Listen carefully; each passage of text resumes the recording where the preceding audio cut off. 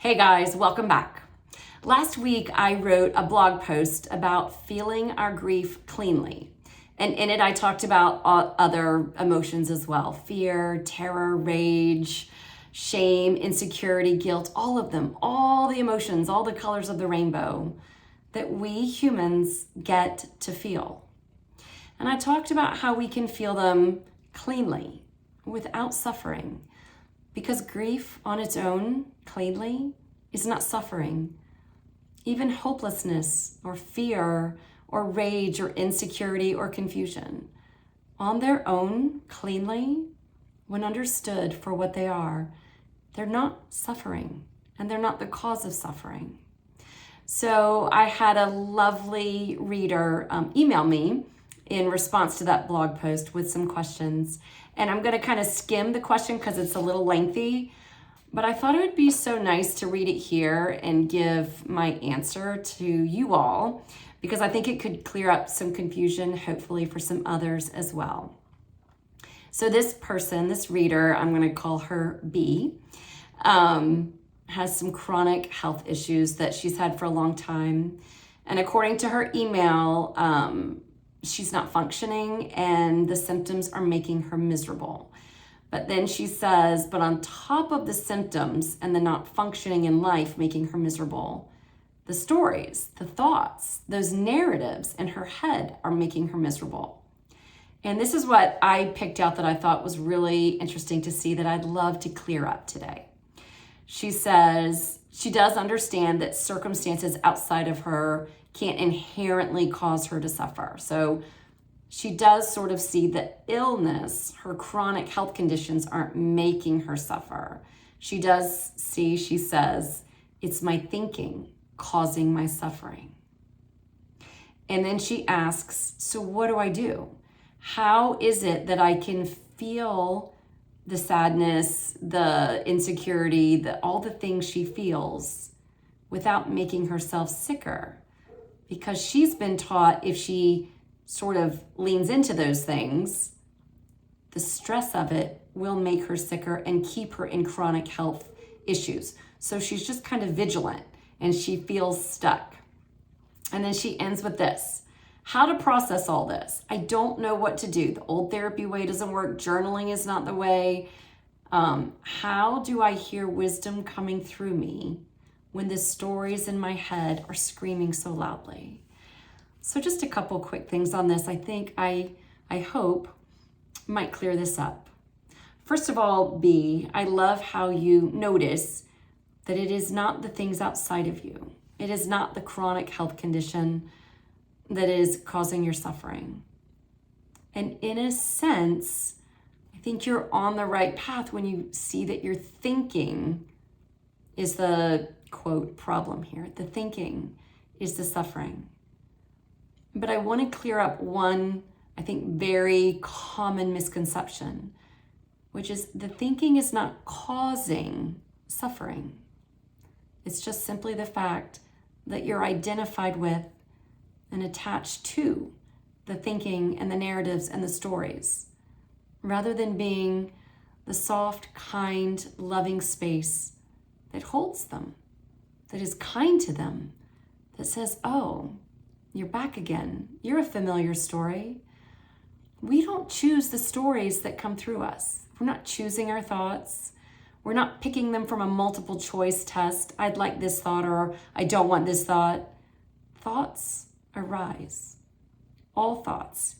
Even the thoughts that feel very, very much like you're choosing them. Like, no, I chose to think about red apples because I read a book about red apples. So I chose that book and I chose that thought. But what was the choice that had you pick up that book about red apples? If you keep tracing every thought and every story, every narrative back, there's no center. There's no landing space because you are not choosing your thoughts. You're not choosing the stories that play on repeat in your mind. We all simply have these adorable, primitive, 400,000-year-old minds that tell stories. Universal, collective consciousness stories. They are not original. They're not personal, even though they begin with the first person pronoun I, me, my. And they speak in your language and your voice, and they use the props in your world around you. They're still not personal. They're just creative and clever. So I think the first big thing that is so helpful to see is the stories, the shame and the judgment and the what's wrong with me and why am I doing this to myself and I could have done better and I should have done something different. All those stories, as horrible and heavy and urgent and serious as they feel, they're not yours and they're not about you. They're simply stories coming through you, arising in your awareness. But B, I'm calling you B because that's what you put in your email. You, by design, are suffering because you're attached to them. It looks like they're about you and they're personal and they're yours. But this is an opportunity, B, to back up just a tiny bit. We've been taught as human beings here on this planet to get into the mind and tangle with it and have better thoughts and more positive ones and figure out which ones are right and wrong and the degree that they're right. But all that just spins up the mind. And then we're just sort of stuck using the same tool that's telling us we have a problem. We're going back to the same tool and saying, now can you fix my problem? But what we want to do is back up. Take the space of witnessing presence. Come back. Be aware of the thoughts and stories with kindness, with love. Like a parent who has a crying child. They don't get in and tangle with the child. They say, oh, you're suffering. Come here. Instead of identifying and attaching to the mind and all its stories, take a step back and be the awareness, the witness that holds, that notices, that welcomes, that says, oh, that story's back. I see you. You'd like to be seen. You'd like to be honored. You'd like to be held. Not because any of them are true, because they're not true, but because that energy is coming up again and again.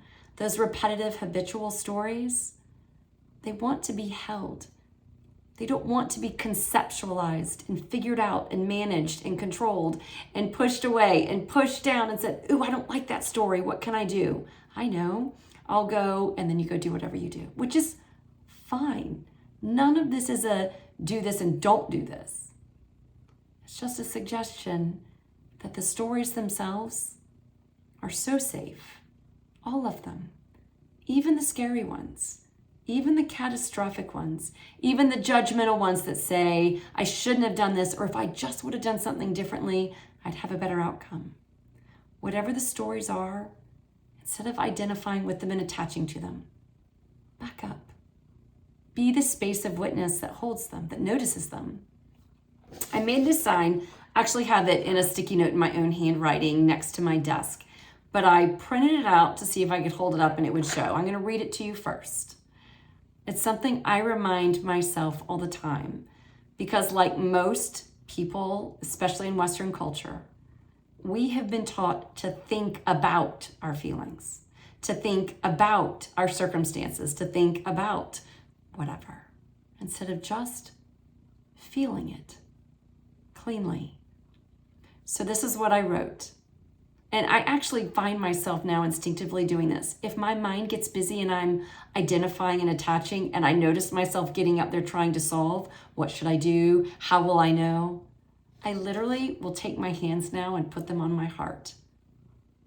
Because the body knows. The truth is in the body. The truth is in the heart, in the cells, in the belly. The truth is here below the neck.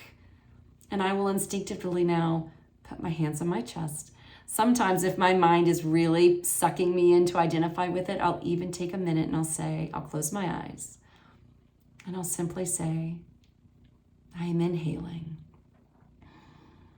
I am exhaling. I am inhaling. I am exhaling. And I allow myself, my true self, not this little character that pretends to be me in my brain, but me, real me, down here in the heart, in the body. I will center myself here. And this is what I say. I'm teaching my body how to feel this. I'm no longer holding it in my mind to think about it. It is safe to feel this. This is a healing feeling. And it looks like this. Let's see if I can get this. I'm teaching my body to feel this. I'm no longer holding it in my mind to think about it. It is safe to feel this. This is a healing feeling. And then B, I let my mind squawk and scream and demand my attention back. But I come back down to the body and I bring the stories with me. The stories of, you should have done better. This should be different. I bring those stories with me. I say, hey, come on back down to the body where there's so much safety and love and kindness. And when this screams and squawks and demands that I come back and solve and manage and figure out and control, I picture this little cute ego up there, kind of like the Tasmanian devil on cartoons, like screaming and spinning and shouting. And me just saying, oh, I'm going to let a layer of you dissolve away. Because every time our mind, our ego screams for us to manage and solve and figure out, and we don't rush up into the mind to soothe it and figure it out. That little Tasmanian devil, that little cute ego spinning up there, a layer of it burns away. And it's not quite so strong the next time. It's okay to be uncomfortable. It's okay to feel the tension or the contraction of not solving, not buying into the mind's stories and demands. In fact, it's better than okay. It's safe and it's beneficial.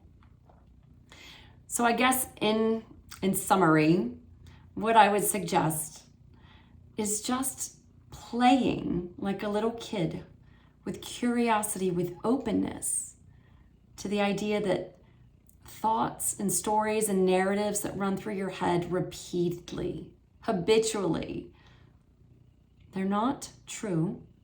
They do not tell the reality of life. They don't belong to you. And if they're coming up again and again, how perfect. What a beautiful invitation or opportunity to sort of lean back into your body. Center back here where you, real you, be. Not the you in your head, but you can hold yourself with kindness and love and grace. And you can bring the stories in there with you and say, hey, even though you're not true, I'll hold you. And then when the mind screams and the body tenses and you really, really, really want to get up there and solve again, offer yourself grace for that too. In the end, what I'm seeing more deeply every day is that when we begin to come back to the body with kindness and grace and love, we send signals to ourselves. You are safe. All is well. That is how we heal. Not just on a physical level, but that is how we heal. We evolve. We rise in our level of consciousness. We spend more time in this space of witnessing presence and less time in this adorable little mind that talks all day long. I hope that helps.